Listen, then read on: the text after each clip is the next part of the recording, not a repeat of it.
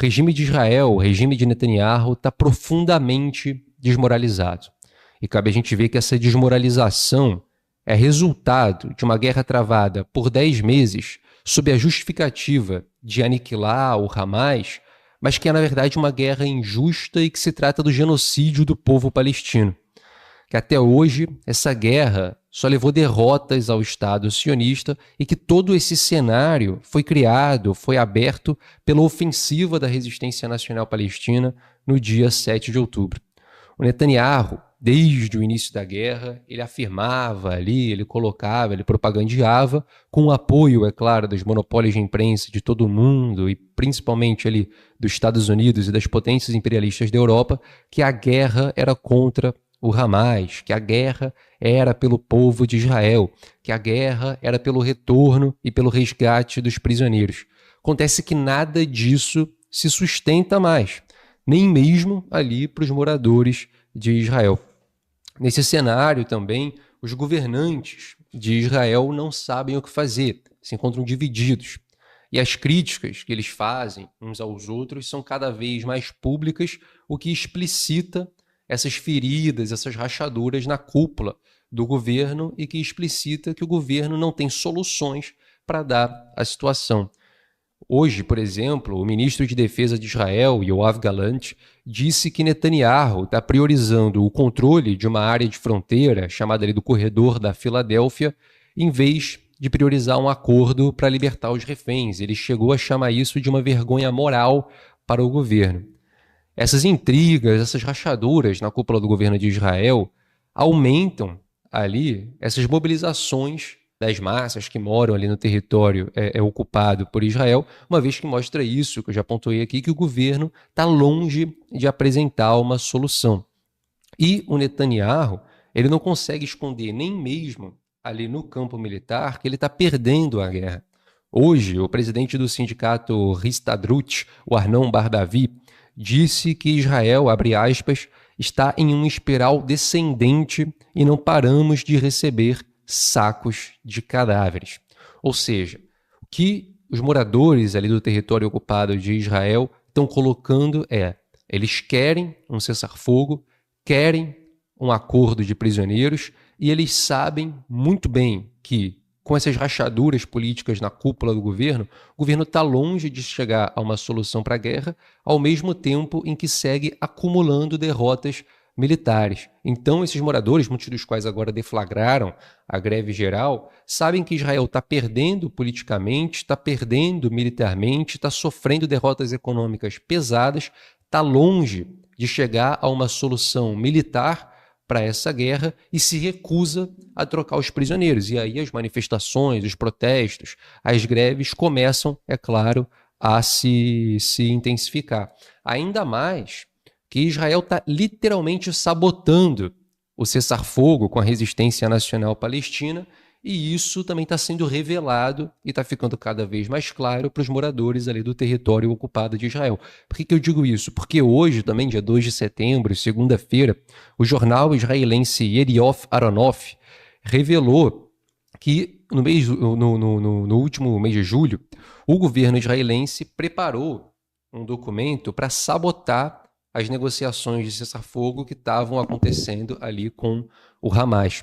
O jornal ele relatou que em maio desse ano, o Hamas, abre aspas, surpreendentemente concordou, fecha aspas, com a maioria dos termos de um acordo proposto por Israel com o objetivo de alcançar um cessar-fogo e chegar a um acordo de troca de prisioneiros. O jornal continua, abrindo aspas aqui para o jornal.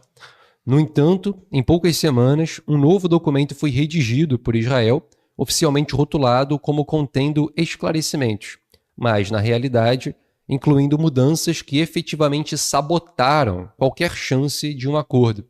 Essas mudanças aqui, que foram encaminhadas pelo documento israelense, incluíam ali a revisão da posição de Israel sobre o corredor da Filadélfia e também a reabertura de discussões sobre questões que já estavam acordadas com a resistência nacional palestina. E aí, é claro, foram vistas como tentativas deliberadas pelo regime de Israel de sabotar o acordo. E isso aqui tudo foi feito, é claro, com o acordo do primeiro-ministro Benjamin Netanyahu, mas foi feito diretamente pelo ministro das Finanças, Bezalel Smotrich, que é uma das cabeças da extrema-direita israelense, junto com o ministro de Segurança Interna, Ben-Gvir.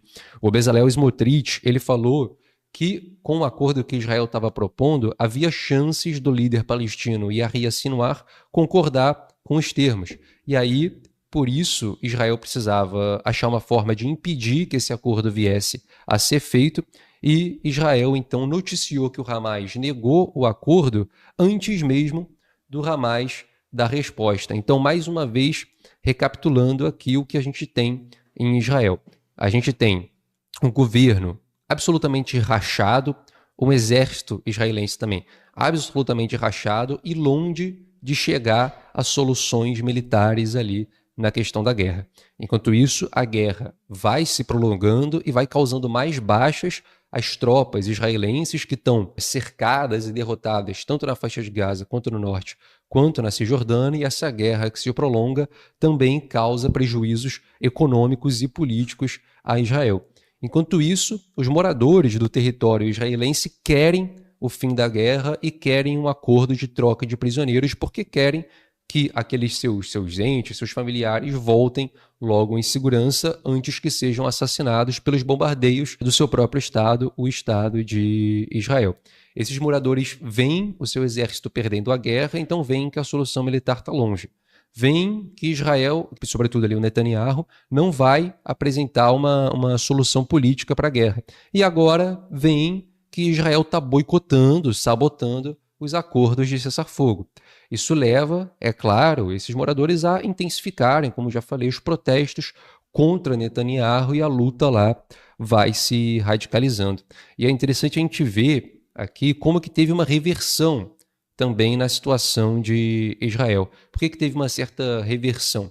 Porque no último mês o Netanyahu ele tinha conseguido levantar um pouco ali a popularidade do seu regime, reverter esse quadro de profunda desmoralização. Ele reverteu isso ao assassinar o líder militar do Hezbollah, Fuad Shukr, ao assassinar o líder do Hamas, Ismail Haniyeh, e também em conseguir mobilizar aquelas operações do imperialismo norte-americano, dos Estados Unidos, no Mar Vermelho, para que essas operações contivessem os Houthi. Quando Netanyahu fez isso tudo, ele conseguiu mobilizar determinados setores ali da sociedade israelense para reverter um pouco o seu quadro de falta de popularidade, de desmoralização. Isso ficou comprovado em algumas pesquisas que mostraram que, caso tivessem eleições, o partido do Likud venceria ali as eleições no parlamento, e foi a primeira vez que isso aconteceu desde o 7 de outubro. Mas essa situação que o Netanyahu tinha conseguido cultivar com o assassinato do Fuad Shukr, do Haniyeh, e com as operações dos Estados Unidos no Mar Vermelho, esse cenário foi por água abaixo, esse cenário foi completamente deteriorado. E o que deteriorou esse cenário? Em primeiro lugar, a resistência nacional palestina continuar atuando com muita força na faixa de Gaza. Também o Hamas ter eleito rapidamente o Sinwar para ser o novo líder do movimento, demonstrando que o assassinato do Haniyeh não debilitou ali as fileiras da organização e que a suposta vitória do Netanyahu foi uma vitória de pirro.